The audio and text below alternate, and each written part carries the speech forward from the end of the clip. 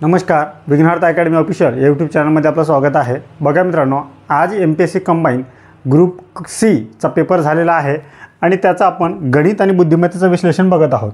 ठीक आहे, आता बघा, पहिला आपला नंबर होता, याच्यामध्ये काय होता तर 81 नंबरचा प्रश्न आहे। त्या प्रश्नामध्ये काय विचारलं, आपला एका वर्गामध्ये विद्यार्थ्यांची मिळवलेल्या मार्कांची सरासरी किती आहे? 13 आहे। जर 25 मुलांनी मिळवलेल्या मार्काची सरासरी 10 असून मुलींनी मिळवलेल्या मार्कांची सरासरी 18 असेल तर त्या वर्गातील मुलींची संख्या विचारली आपल्याला। आता आपल्याला एकूण सरासरी दिली आहे, मुलांची सरासरी दिली आहे आणि मुलींची पण सरासरी दिली आहे आणि मुलींची संख्या आपल्याला विचारली। तर बस काय करायचं आपल्याला, मुलं किती आहेत, मुले आणि मुली। आता बस त्याच्याने मुलांची सरासरी किती आहे? 25 मुलांची सरासरी 10 आहे, तर आपण 10 करणार, हे 10। आता मुलींची सरासरी, मुलींनी मिळवलेल्या मार्कांची सरासरी किती आहे? 18, हे सर 18।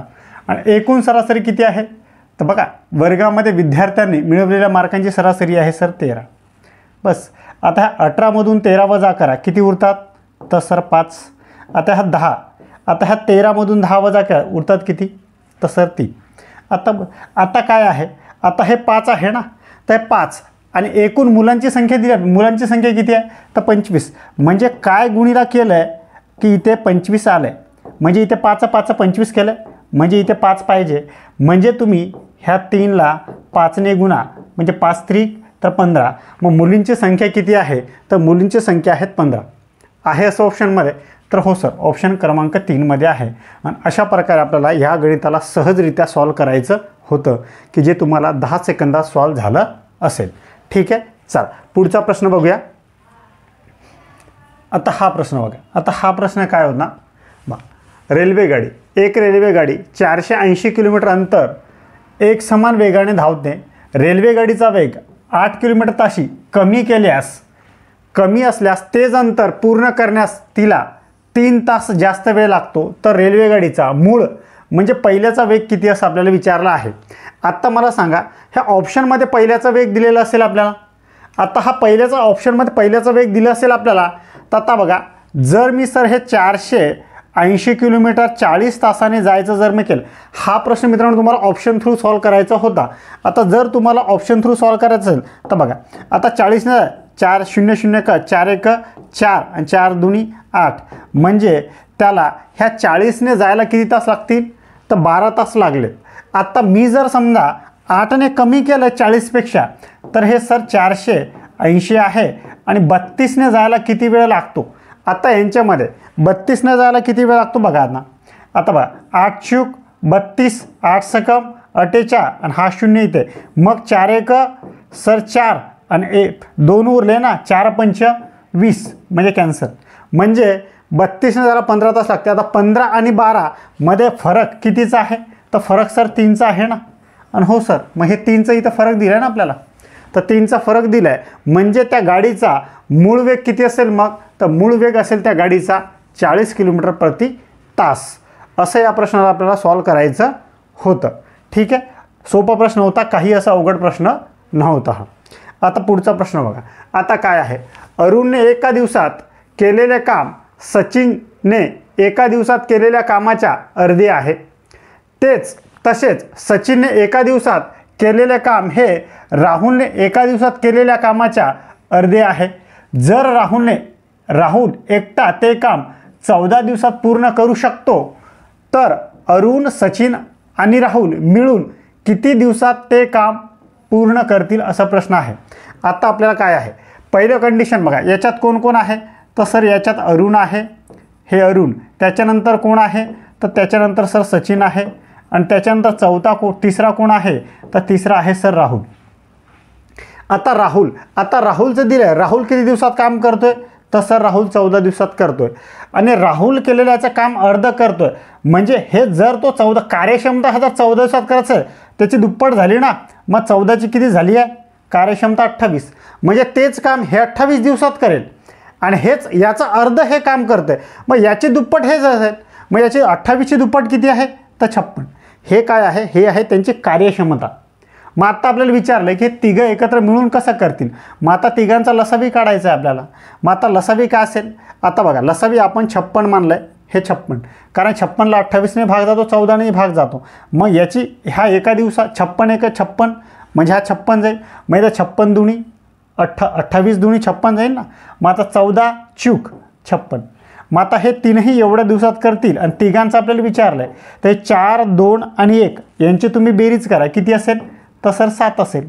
7 बस. हे जे 56 आहे ना, ह्या 56ला 7ने भागा. आता 7 8 56 म्हणजे ते तिघं मिळून 8 दिवसात करतील ते काम. 8 दिवस लागतील ते तिघांना काम करायला. आहे सरच ऑप्शनमध्ये. तर हो सर, ऑप्शन क्रमांक 3मध्ये आहे. तर अशा प्रकारे मित्रांनो आपल्याला ह्या गणिताला सहजरित्या सॉल्व करायचं होतं. ठीक आहे. चल आता हा पुढचा प्रश्न बघा. आता हा प्रश्न काय आहे. आता या प्रश्नामध्ये काय म्हटलं. एक दुकानदार दोन मोबाईल फोन आहे, प्रत्येकी 3600 रुपयाला विकतो. एक मोबाईल फोनवर त्याला 20% नफा तर दुसऱ्या 20% तोटा होतो. दुकानदाराला संपूर्ण व्यवहारात किती टक्के नफा किंवा तोटा होईल.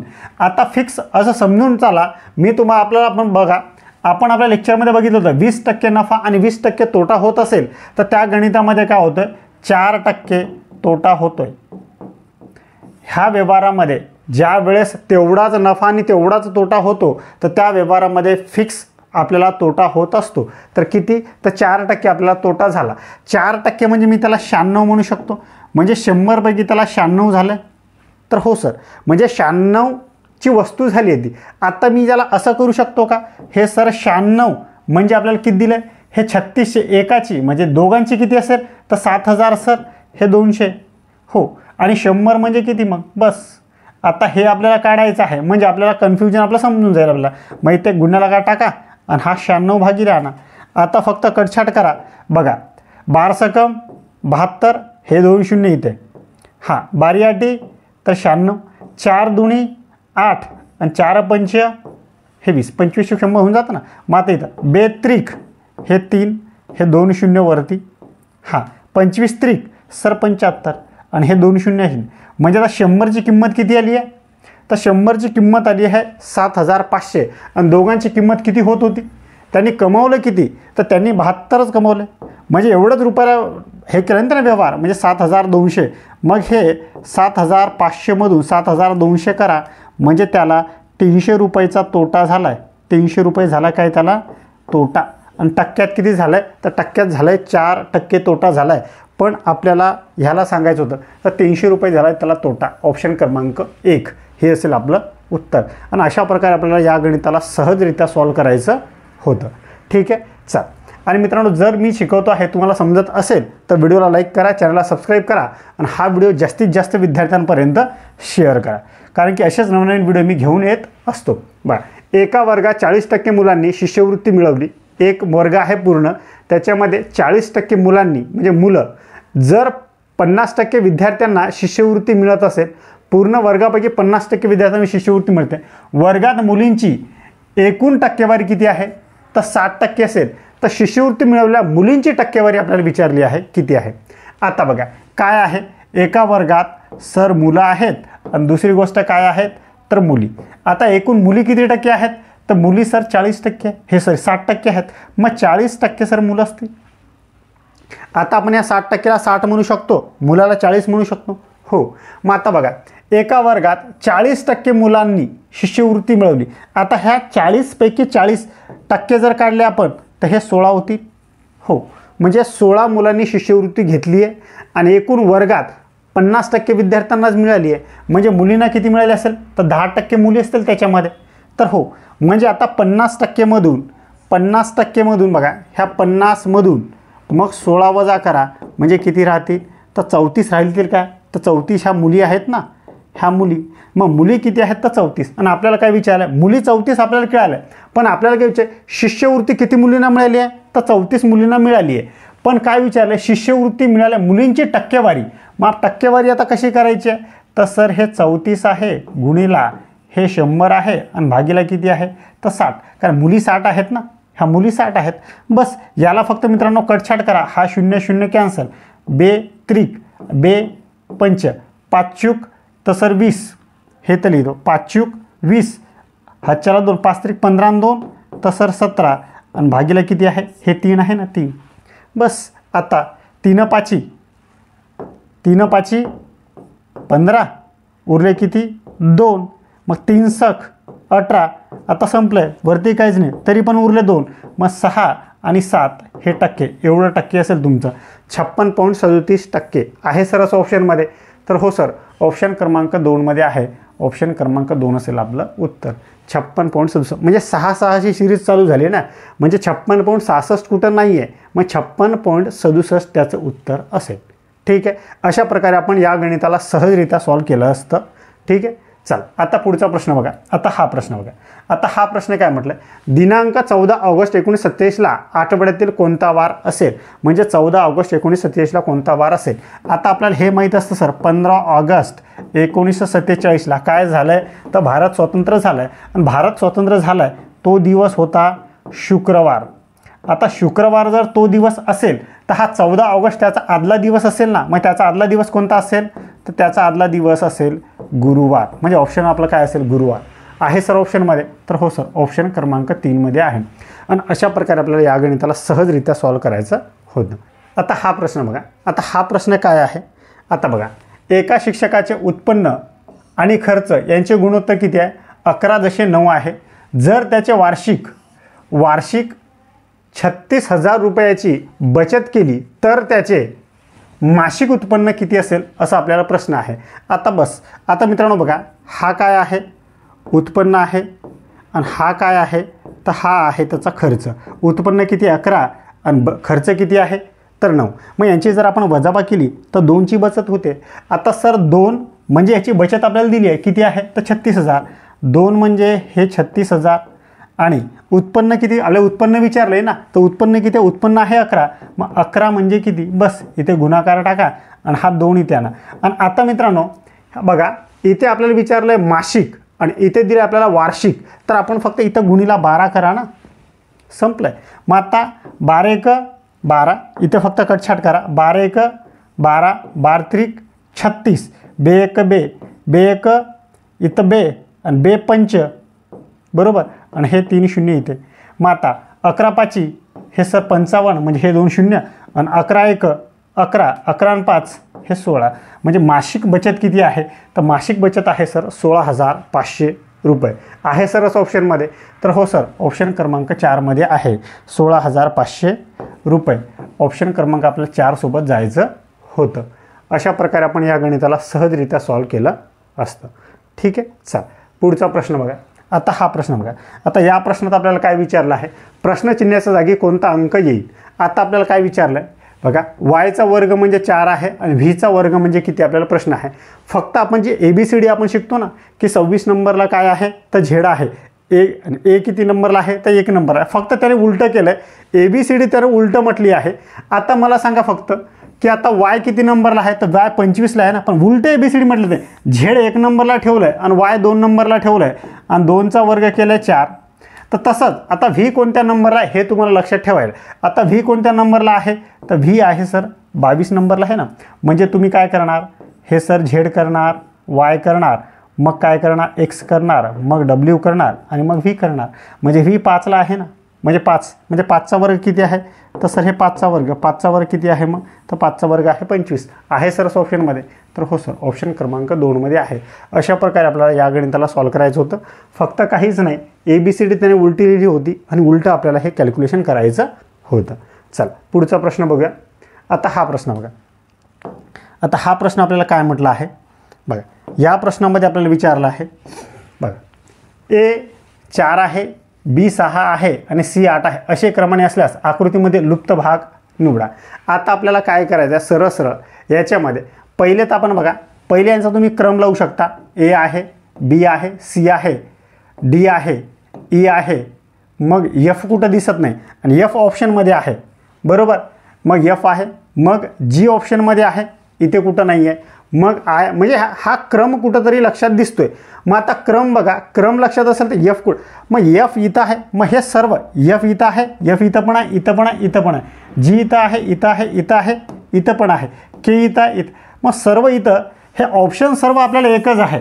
मग याच्यात काय करायला पाहिजे होतं आपल्याला की सर्व ऑप्शन एकच आहे, तर याच्यामध्ये काय करायचं, फक्त या अंकाला तुम्ही अंक द्या, नाव द्या.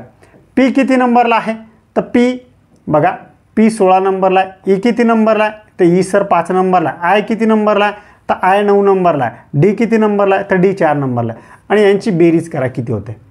आणि यम किती नंबरला आहे, तर यम सर 13 नंबरला आहे. एच कितीला आहे, तर एच 8 नंबरला आहे. एल कितीला आहे, तर एल सर 12 नंबरला आहे. ए कितीला आहे, तर 1ला आहे. आणि यांची बेरीज करा. आता बघा 13 आणि 12 25, 25 26, 26 आणि 8 किती होतात, तर 26 आणि 8 बरोबर, हे 4 आणि 3 म्हणजे 34 होतात. हो, हे सर 34. मग आता यांचं बघा किती होतं. आता यांचं बघा, आता 6 बघा 6 16 आणि 5 21, 21 आणि 5 30, 30 आणि 4 तर सर 34. हो, आता जर असं 34 आहे, असं पण 34 आहे आणि याच्यामध्ये तुम्हाला अजून आहे, त्या अंकाला अजून तुम्ही जास्त पण नाव देऊ शकता बरं का. नॉर्मल असं डायरेक्ट बी केलं असतं तरी चाललं असतं. आता मग इथे सी आहे. आता सी किती आहे, तर सी सर 3ला आहे. ओ कितीला आहे, तर ओ सर 15ला आहे. आता हे किती होतात, तर 18 होतात. म्हणजे आता हे जर 18 होतात तर मला 34मध्ये अजून किती पाहिजे, तर 18 मी 34मधून 18 वजा करणार ना, म्हणजे किती होतील, तर सर 6 1 मला 16 पाहिजे. मग आता याच्यात ह्या दोन ऑप्शनमध्ये याच्यात आणि याच्यात काय पाहिजे मला 16 होण्यासाठी. मग आता के आणि एफ किती होतात, किंवा के आणि जे. के किती आहे, तर के सर हे के सर 11ला आहे ना, आणि जे किती आहे, तर जे 10ला आहे. हे किती होतात, ते 21 होतात. म्हणजे हे ऑप्शन माझं नसेल.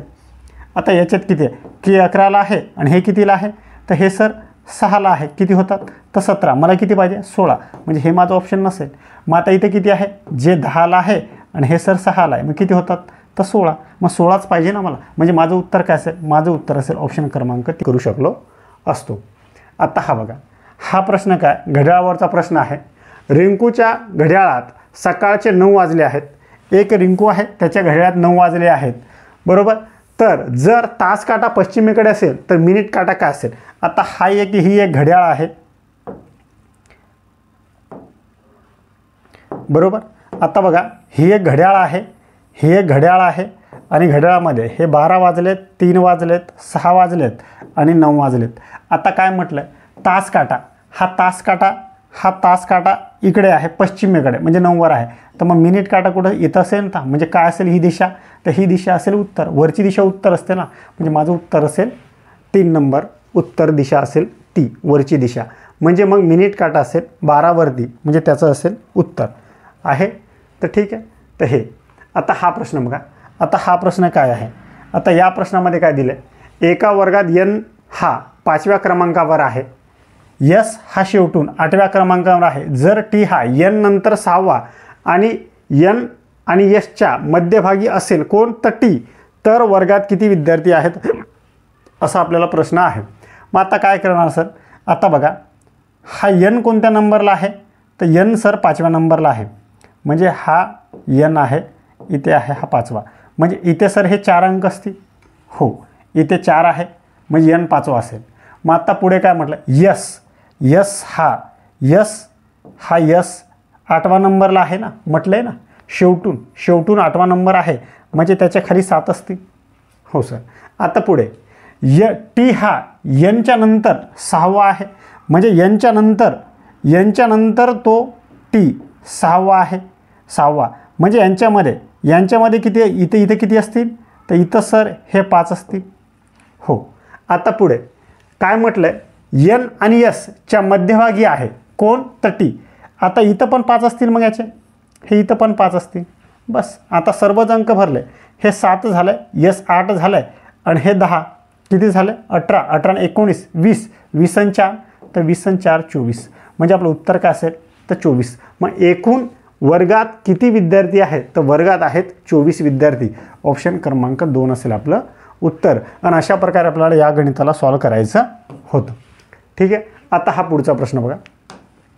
आता हा प्रश्न काय आहे, साखरेच्या किमतीत 20% कपात केल्याने खरेदीदारास 160 किमतीमध्ये 2.5 किलोग्राम जास्त साखर मिळू शकते. तर प्रति किलो असलेली मूळ किंमत आपल्याला विचारली आहे. आता काय करायचं, 20%. आता ह्या 160 वरती तुम्ही 20% कपात करा बरोबर. म्हणजे हे काय येईल आपलं, तर उत्तर येईल आपलं 32 रुपये. म्हणजे हे 32 आणि ह्या 32ला आता 2.5ने भागा. मग आता हा खालचा पॉईंट काढायचा आपल्याला, तर वरती 0 देणार म्हणजे हा पॉईंट निघून जाईल. म्हणजे याचं उत्तर काय येईल, तर 12.8. जर याला आपण भागलं तर 12.8 येईल.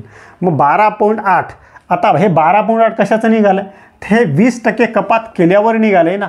म्हणजे हे 80% म्हणजे किती आहे, 12.8. सॉरी 12.8 आहे ना, 12.8 आणि 100 म्हणजे मग किती, म्हणजे मूळ आपल्याला काढायची आहे ना, मूळ किंमत काढायची आहे. ही आहे 80% किंमत. मग बस इथे गुणाकार टाका आणि हा 80 फक्त भागीला आणा आणि फक्त मित्रांनो कटछाट करा. आता बस हा 0 आहेत, हा 0 इथे खाली घेऊन घ्या म्हणजे हा कट होऊन जाईल. 1 0 2 0, हे 2 0 कॅन्सल. आता फक्त याला कटछाट करा. काय आहे, तर 8 1 8, 8 1 8, उरले 4, 8 सकम 48. म्हणजे उत्तर काय आलं आहे, तर मूळ किंमत आहे मग सर 16 रुपये आहे सर ऑप्शनमध्ये. तर हो सर, ऑप्शन क्रमांक 4मध्ये आहे 16 रुपये. आणि अशा प्रकारे आपल्याला या गणिताला सॉल्व करायचं होतं. जर तुम्ही मित्रांनो माझी पूर्ण क्लास व्यवस्थित केली असेल तर तुम्हाला ह्याच्यातला एकही गणित अवघड गेलेला नाही आहे. सर्व आपल्या क्लासमधलेच गणितं शिकवलेले आहेत. ठीक आहे, चल आता हा पुढचा प्रश्न बघा. आता हा पुढचा प्रश्न काय आहे, एका सांकेतिक भाषेत उन्नती हा शब्द 79 असा लिहिला जातो, तर त्याच भाषेत उत्कर्ष हा शब्द कसा लिहिता येईल असं आपल्याला विचारलं. आता बघा, यू किती नंबरला आहे, तर यू सर 21 नंबरला. एन कितीला आहे, तर 14. 2 एन आहे तर 14 आणि 14 मी 28 लिहू शकतो. हो. ए कितीला आहे, तर 1 आणि ए 1 नंबरला. टी कितीला आहे, तर टी सर 20ला आहे. आय कितीला आहे, तर सर 9 नंबरला. म्हणजे 30 40 बरोबर, हे किती होतात 20 30 40 50 60 70 आणि किती आहे, तर 79. म्हणजे यांची बेरीज आपण केली सर्व अंकाची, तर 79 आले.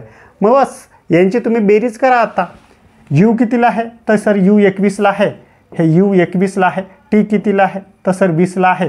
के कितीला आहे, तर 11ला आहे. ए कितीला आहे, तर सर 1ला आहे. आर कितीला आहे, तर आर सर 18ला आहे. यस कितीला आहे, तर यस सर 19ला आहे. आणि एच कितीला आहे, तर एच सर 8ला आहे. बस यांची तुम्ही बेरीज करा. 8 त्रिक 24 25 26 27 28. 28 8 ह्याच्याले 2 1 2 3 4 5 6 7 8 आणि 9. बस 98. म्हणजे तुमचं उत्तर काय असायला पाहिजे, 98. ऑप्शन क्रमांक 4 तुमचं असेल उत्तर. ऑप्शन क्रमांक 4मध्ये आहे 98. अशा प्रकारे फक्त याचं लॉजिकल काय चाललं आहे, हे लॉजिक जर तुम्हाला लवकर कळालं तर गणित लवकर सॉल्व्ह होतो. आणि लॉजिक जर कळालं नाही आणि याच्यावरती एकच करावं लागतं, प्रॅक्टिस प्रॅक्टिस आणि प्रॅक्टिस. ठीक आहे, चल आता हा पुढचा प्रश्न बघा. आता हा पुढचा प्रश्न काय आहे बघा.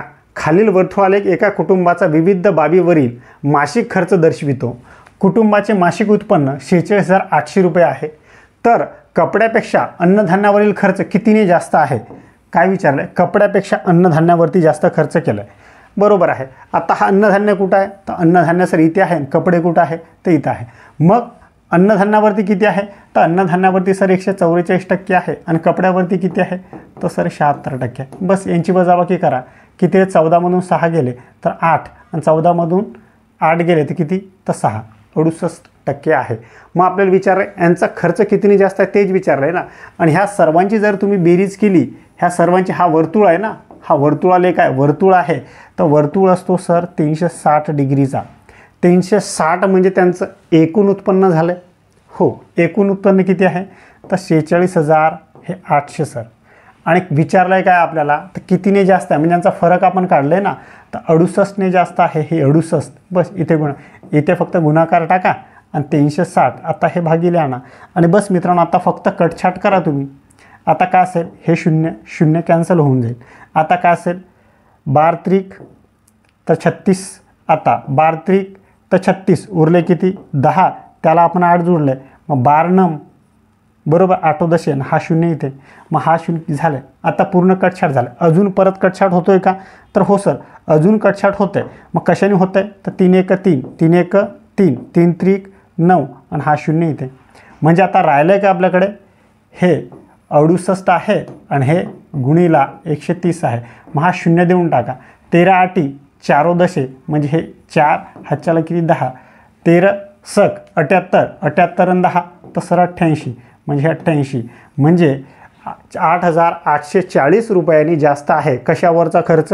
अन्नधान्यावरचा खर्च कपड्यापेक्षा. ऑप्शन क्रमांक 1 मध्ये आहे. आणि अशा प्रकारे आपल्याला या गणिताला सहजरित्या सॉल्व करायचं होतं. ठीक आहे. तर अशा प्रकारे आपण ह्या पेपरला सॉल्व करायला पाहिजे होतं. हा प्रश्न बघा. आता हा पुढचा प्रश्न काय आहे बघा. M, N दोघे भाऊ आहेत. आता बघा काय करायचं आहे. हा M आहे आणि हा N आहे. काय आहे तर दोघे भाऊ आहेत. चाल आता पुढे काय आहे. QR बहिणी आहेत. आता याच्यात QR कुठं आहे का तर नाही, पण इथे पुढं Mचा मुलगा Rचा भाऊ आहे. आता Mचा मुलगा कोण आहे माहिती नाही, पण काय आहे Rचा भाऊ आहे. बरोबर, हा Rचा भाऊ. आणि R आणि Q कोण आहे तर R आणि Q ह्या बहिणी आहेत ना. बरोबर, ह्या आहेत बहिणी. म्हणजे हा इथं जो काही असेल हा पण यांचा भाऊ, म्हणजे तिघं भावंडे झालेत. आता पुढे आता Nचे आता इथपर्यंत झाले ना. आता Nचे Q बरोबर नाते काय, म्हणजे N हा N आणि Q ह्या दोघांचं नातं काय असा आपल्याला प्रश्न आहे. म्हणजे ह्या दोघांचा, म्हणजे ह्या तिघांचा वडील कोण आहे तर M आहे आणि Mचा भाऊ आहे. तर आपल्या वडिलांचा भाऊ कोण लागतो तर काका. मग वडिलांचा भाऊ काका लागतो ना. मग उत्तर काय असेल तर काका. ऑप्शन क्रमांक 4 मध्ये असेल आपलं उत्तर. ऑप्शन क्रमांक असेल 4 काका ह्याचं उत्तर असेल. तर अशा प्रकारे आपल्याला ह्या गणिताला सहजरित्या सॉल्व करायचं होतं. ठीक आहे. चल आता हा पुढचा प्रश्न बघा. आता बघा या प्रश्न काय. वर्तुळातील संख्याचे निरीक्षण करा आणि प्रश्नचिन्हाच्या जागी कोणती संख्या येईल त्याचा योग्य पर्याय निवडा. म्हणजे काय आहे हे ते आहे प्रश्नार्थक चिन्ह. म्हणजे आपल्याला काय करायचं. एक तर आपल्याला काय ह्या दोघांचं काय कॉम्बिनेशन आहे. मग ह्या दोघांचं कॉम्बिनेशन ह्या दोघांचं किंवा ह्या दोघांचं असं काहीतरी असेल किंवा काहीतरी. आता याच्यामध्ये बघा, याच्यामध्ये लॉजिक लागण्यासारखं असं आहे बघा. हे जे वर्तुळ आहे ह्या वर्तुळाची तुम्ही बेरीज करा. हे आपल्याला माहीत नाही ना, पण हे वर्तुळ तर पूर्ण दिलं आहे.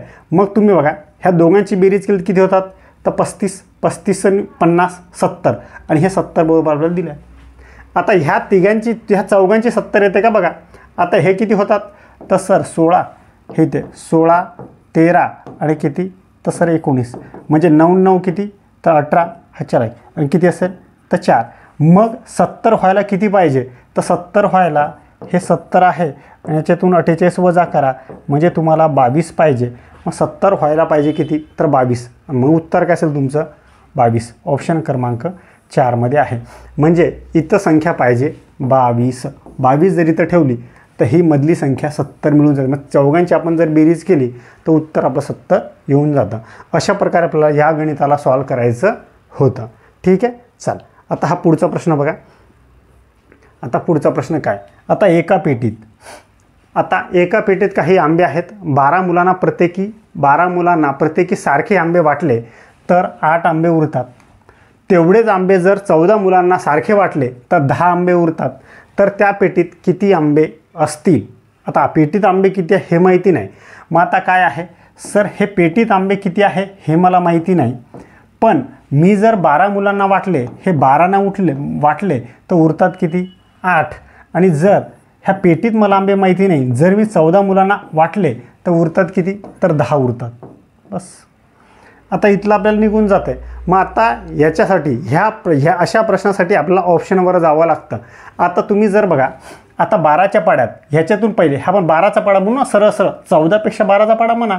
12 हे 8 आंबे आहेत. 8 ऑप्शनमधून वजा करा म्हणजे याच्यातले न वजा करता आंबे असतील ना.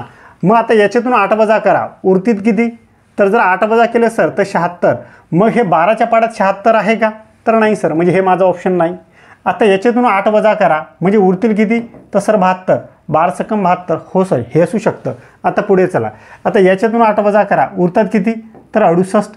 मग 68 आहे का 12च्या पाड्यात तर नाही, म्हणजे हे माझं उत्तर नाही आहे. मग याच्यातून 8 वजा करा किती उरतात तर सर 66. मग 66 आहे का 12च्या पाड्यात तर नाही, मग माझं उत्तर काय असेल हे. बस हे पुढचं 14चं मला चेक करायची गरजच नाही. जर असे 2 ऑप्शन असते, जर 12-12ने भाग जातात तर मी 14चं चेक केलं असतं, पण आता 14 चेक करायची गरजच नाही ना. उत्तर 2वर क्लिक करायचं आहे आणि पुढे जायचं आहे. बस संपला विषय. आणि तुम्ही जर आता 14वर गेले तर 14. आता बघा ह्या 80मधून जर तुम्ही 10 वजा केले तर उरतात किती 70. आणि 70 14च्या पडता आहे का हो सर 14 पंचे 70. तसं बी तुमचं उत्तर क्लिक होतं आहे. ठीक आहे. तर अशा प्रकारे आपण ह्या गणिताला असं सॉल्व करायला पाहिजे होतं. ठीक आहे. तर अशा प्रकारे अशा प्रकारे आपण गणित आणि बुद्धिमत्तेवरचे आज MPSC ग्रुप सीमध्ये जी काही प्रश्न आले होते ते प्रश्न आपण सविस्तरपणे बघितलेले आहेत. ठीक आहे. जर तुम्हाला मित्रांनो हे समजलं असेल तर व्हिडिओला लाईक करायचं आहे, चॅनलला सबस्क्राईब करायचं आहे आणि व्हिडिओ आवडत असेल तर व्हिडिओला लाईक करायचं आहे. ठीक आहे. आणि जास्तीत जास्त विद्यार्थ्यांपर्यंत शेअर करा.